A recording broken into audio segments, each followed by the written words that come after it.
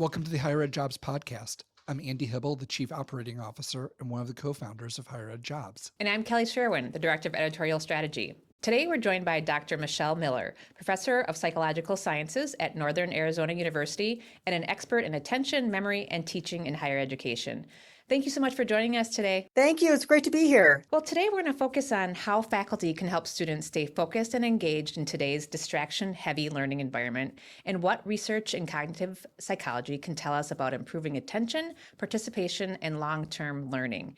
Dr. Miller is an internationally recognized scholar whose work explores the intersection of psychology, pedagogy, and technology. She has spent over 2 decades teaching and conducting research at Northern Arizona University, where she also serves as a leader in initiatives focused on student learning and success. She's the author of several influential books, including Minds Online, Teaching Effectively with Technology, Remembering and Forgetting in the Age of Technology, and A Teacher's Guide to Learning Student Names. Through her writing, speaking, and faculty development work, she has helped educators translate cognitive science into strategies that can be applied in the classroom. So, Michelle, thanks again for joining us today. I'm excited to get into our conversation. It's definitely one of my favorite things to talk about and to connect with faculty about this issue of attention. Well, then let's get into it and talk about what the state of the state is in terms of attention. But can you start? We'll back up a little bit and ask what drew your focus into studying, attention and learning? And then what are you seeing in the classroom today? I mean, as far as my interest, and I'll tell you, this is the first thing that I dove right back into after completing Minds Online over 10 years ago. I said, I want to revisit this attention issue. And so, I mean, like most of my work, frankly, that I put out there in the world, it starts with just that passion I have that comes from cognitive psychology, which I've devoted my academic life to because ever since I first encountered it as an undergraduate, it's really, really fascinating to me, and I love to share that as much as I can. And so I know from that work in our field that attention itself is one of the most enigmatic and complicated things when you actually get into it as far as the mind and in the brain. And it's got this reach throughout so much of what we think about and what the mind does. I kid sometimes that it's like the thing that's always the first on the scene. It's like the mind's first responder, and nothing else interesting is going to happen in our minds unless attention is there. So the more we research it, the more that we realize that how our minds work is just so much is mediated by attention. So there is that. It starts with that passion. And then there's that practical angle that there's so much that our students don't know about attention and people in general don't know about attention. And that has real practical consequences that we do see in student learning and how our classrooms work.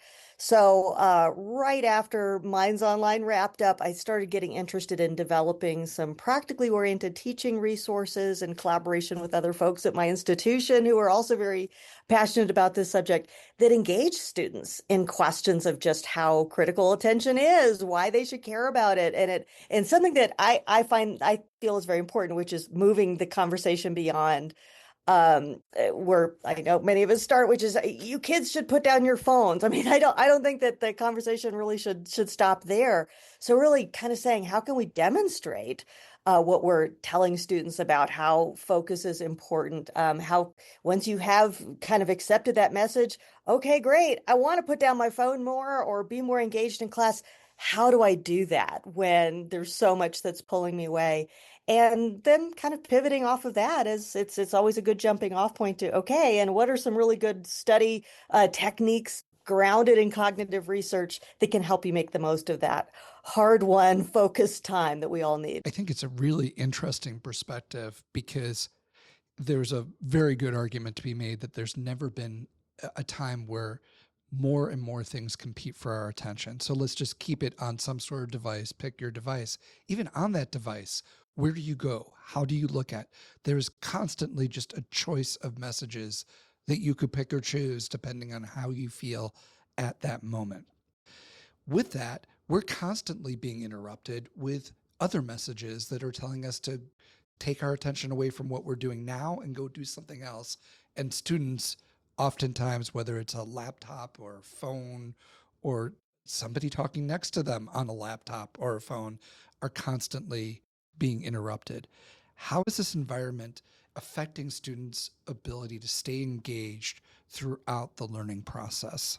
Yeah, and here too, I like to also see it as a continuum, that it's not just a student thing, right? So I think we just have to acknowledge, first of all, that this isn't just our students; it is all of us. I know for me, I feel that in my daily life that there's this porous boundaries around what who can get a hold of me, what gets through at any time. It's no longer okay when I'm in class. My kid's babysitter can't get a hold of me. Nothing gets through until a set time as I come back to my office and open up the phone.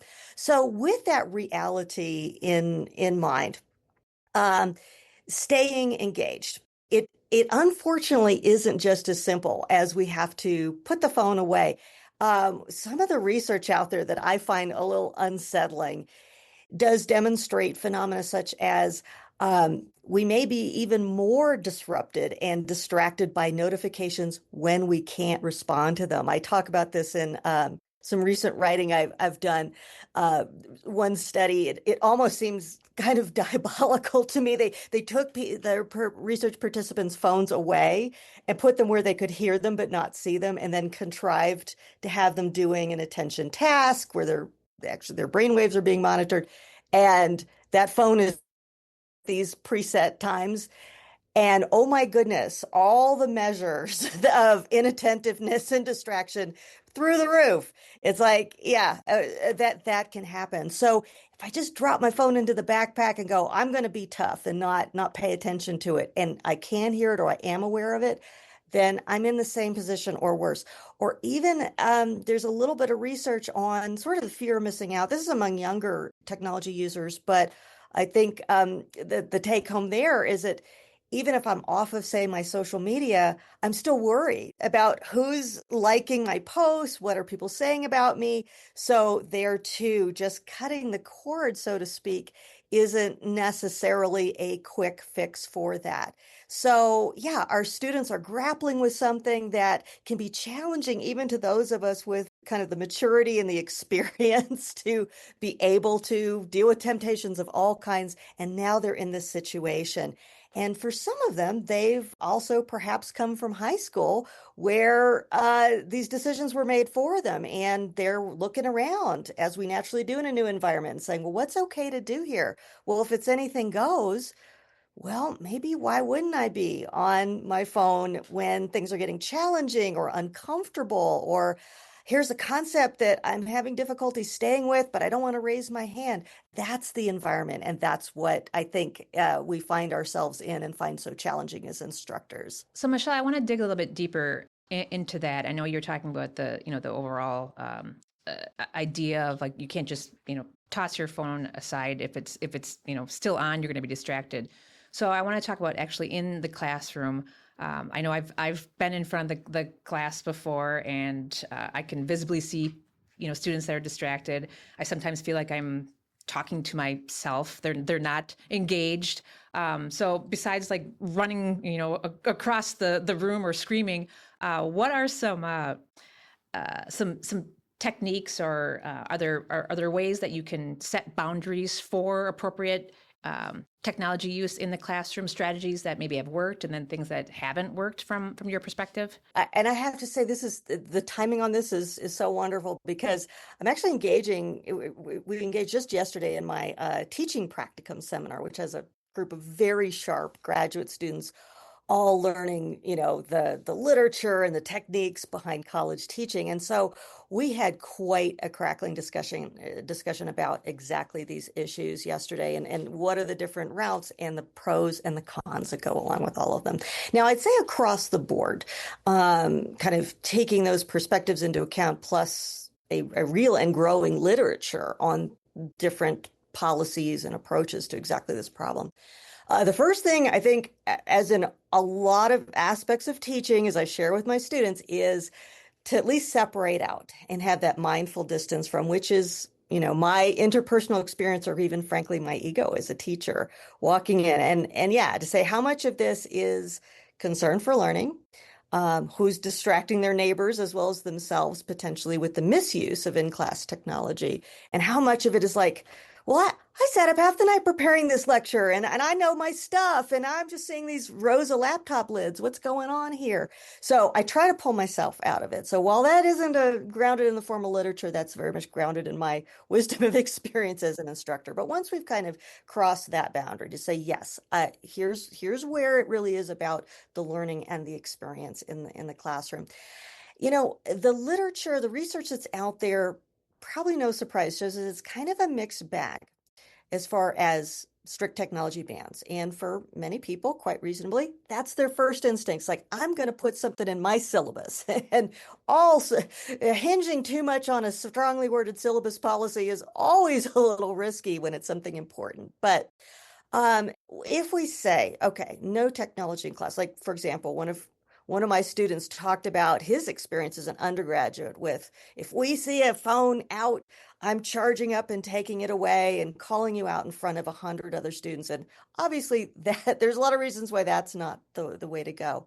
Um, but also some research talks about, and my students also reminded me, there are access issues. Let's say that I have an official accommodation and a very good accommodation and a very good reason to need a laptop. We have to take that into consideration. But, one of the interesting practical, more recent studies on this issue, so done by a research team led by Laura Reinhardt, talked about in a large psychology class where I think these issues really come to a head, right? When there's a lot of people and you can't really engage everybody all the time.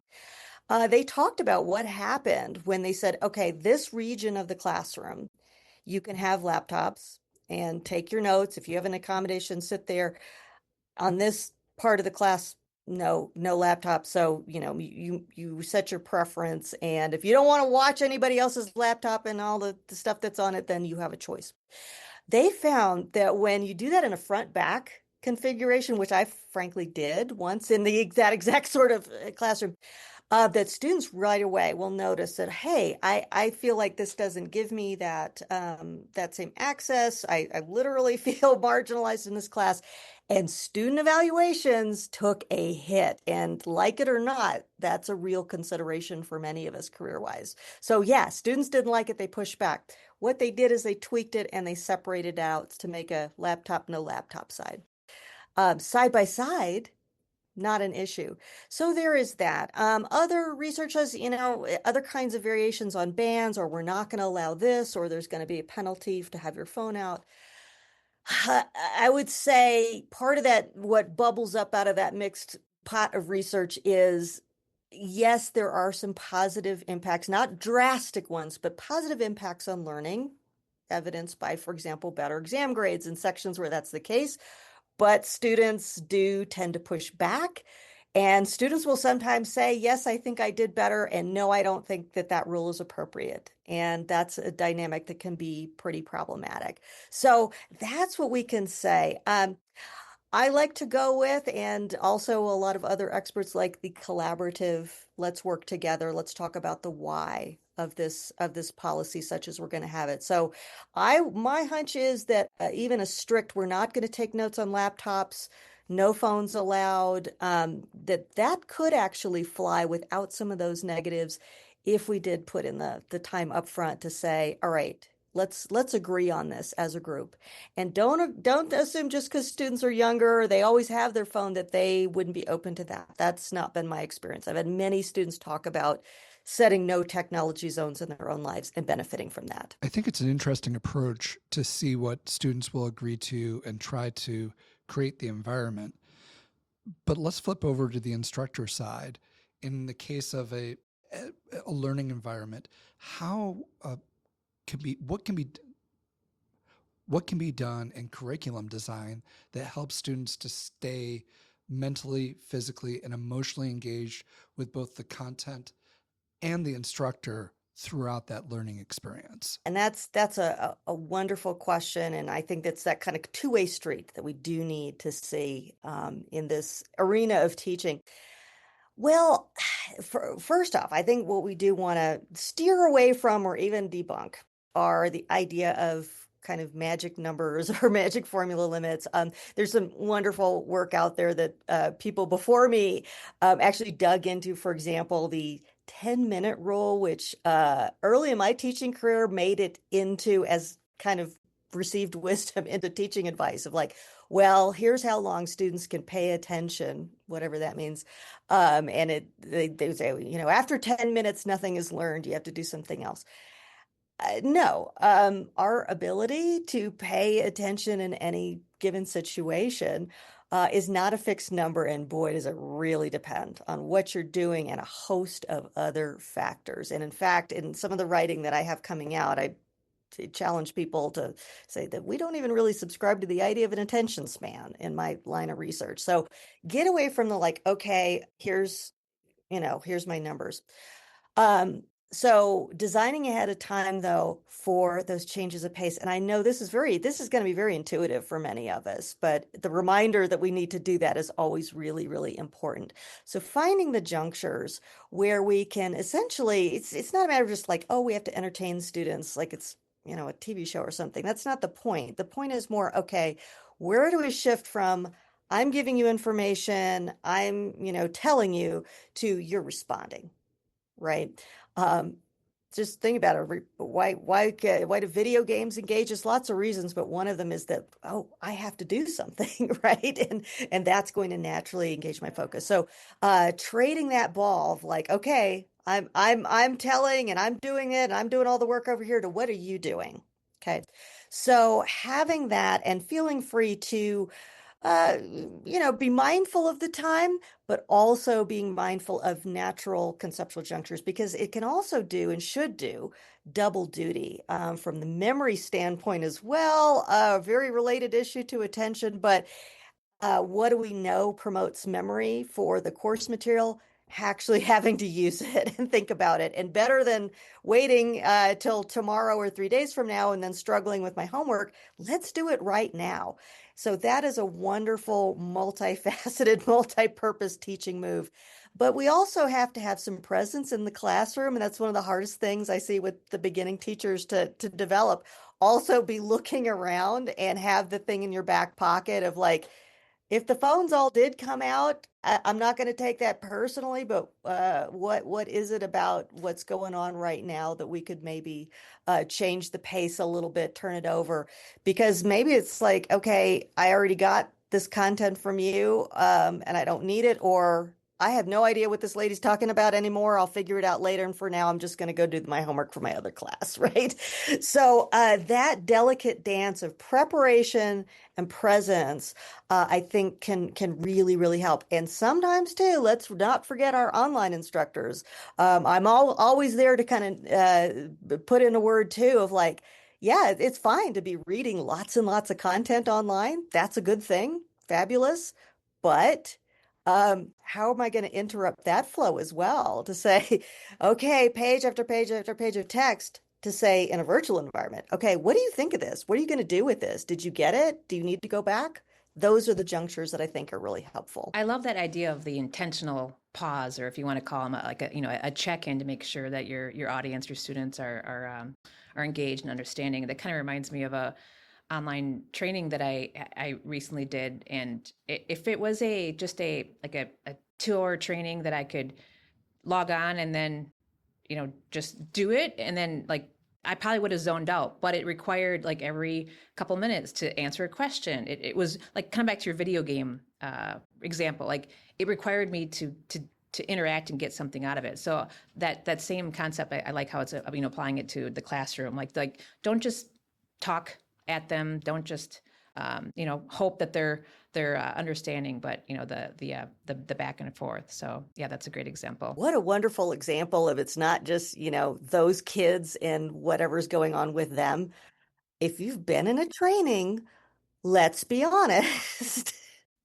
And there are things that we need to learn that are important, and our organizations are going, please, hey, we put this together for you.